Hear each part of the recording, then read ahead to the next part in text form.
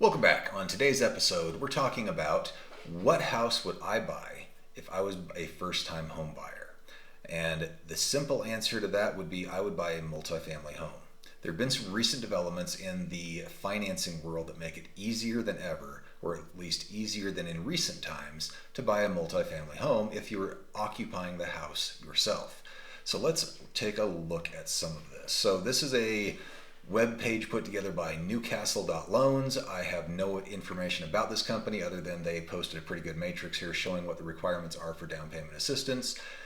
And if you're buying a 2-unit, a 3-unit, or a 4-unit property on conventional loans, let me zoom in a little bit on this, you'll need 5% down. This was 15% down a year ago. So 5% down, and on an FHA loan, 3.5% down.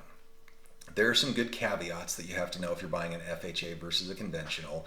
Largely have to do with the condition of the home and certain particulars that FHA is very particular about.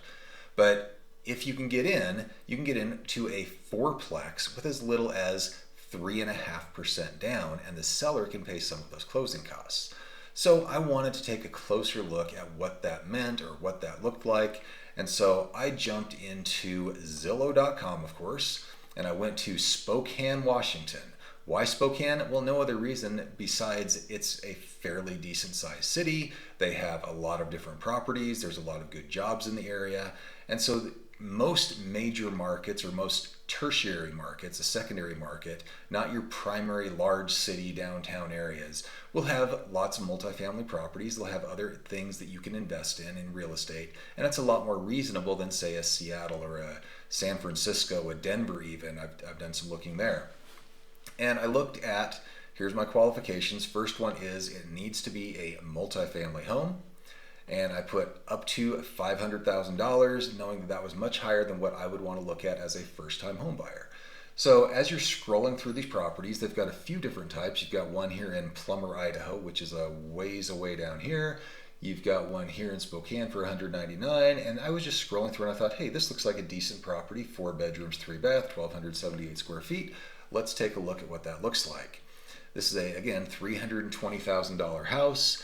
If we scroll through the images, it looks like it's a pretty decent house. It looks like it may need a little bit of work, but overall, this is not a bad home. Area seems to be decent. We'd of course need to take a look at it, need to go through some details, but let's go back to the listing and see why I would choose this as opposed to another house. Now, $320,000 is probably even a little below the median in Spokane. Is this going to be the nicest area? No, it's not. And the mortgage payment is actually going to be higher because Zillow doesn't include all the facts. So let's take a look at this. Let's say we're going to put 3.5% down. It's not letting me do 3.5, so we'll just do 3, and that'll actually make our payments a little higher. If you're going to be buying a home, the higher your credit score, the better. So if you have a lower credit score, work on improving that, and there are ways you can do that. Let's go ahead and hit calculate, and what it does is it puts in here the principal and interest, the property taxes estimated, the home insurance, mortgage insurance, which yes, you will have if you put that little amount down, and no HOA dues. So we're going to go ahead and save that, and that tells us our payment is going to be $2,282. Now, for people living in Spokane, $2,282 is probably a hefty amount for rent, although for a house or a decent apartment, it's not that much higher. But let's look at what this property includes. So it is a triplex. It says value add, which means in real estate speak, it needs work. So you're going to have to do a little bit of work. It says it's in a desirable area. We'd want to check the crime reports. We'd want to make sure that we have everything we need, and we're going to need to put some money into it. But here are the perks. Let's say you're looking at a $2,200 or $2,300 rent payment. Well, that's not insignificant. However, let's bring a calculator over and take a look at this. If we assume that a 1-bedroom, which is what I'm assuming each of these are, there's 1 2-bedroom, so that would rent for a little bit more, or the owners can move into that. But a 1-bedroom apartment's probably going to rent for at least $600 a month in Spokane. I have a feeling it would rent for significantly more than that, but let's just do that for right now. $600, you're going to rent out 2 of the units. That's $1,200 a month in income. Take that off the mortgage, and now you have a mortgage payment that you'll be paying of $1,082. Well, that's much more reasonable, and if you're living in the 2-bedroom, that's probably about what you would pay for rent, except you are now fixing your payment. If you get a fixed rate, the only thing that's going to go up are your insurance and taxes, and those generally don't go up that much. So you buy a $320,000 property, and now you're going to pay, when your units are full, $1,082. Hopefully that leaves a little bit of money in your budget for repairs and other things that of course you will have. But this is one of the reasons that I would look at buying a multi-unit property as my first property.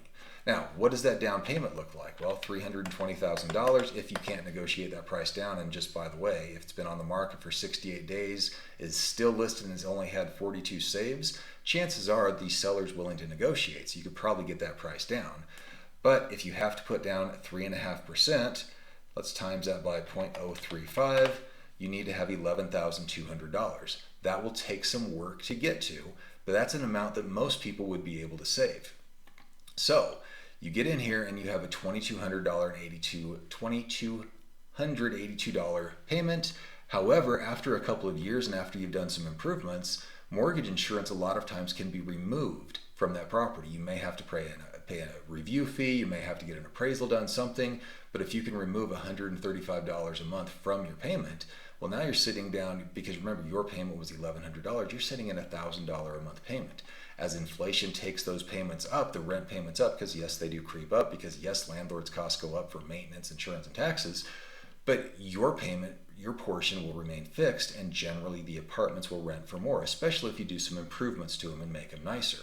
And eventually, and by eventually I mean 1 year after you buy this property, you can move to another property and then have this as an investment.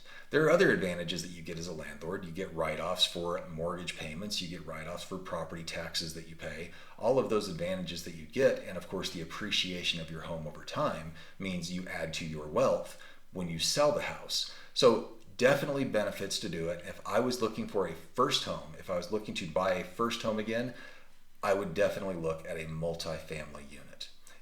Thanks for being here. If you like this type of content, please consider liking this video. If you like this type of content and would like to see more, consider subscribing to our channel. And if you know someone who may benefit from this, please consider sharing the video. Thanks for being here. We'll see you on the next one.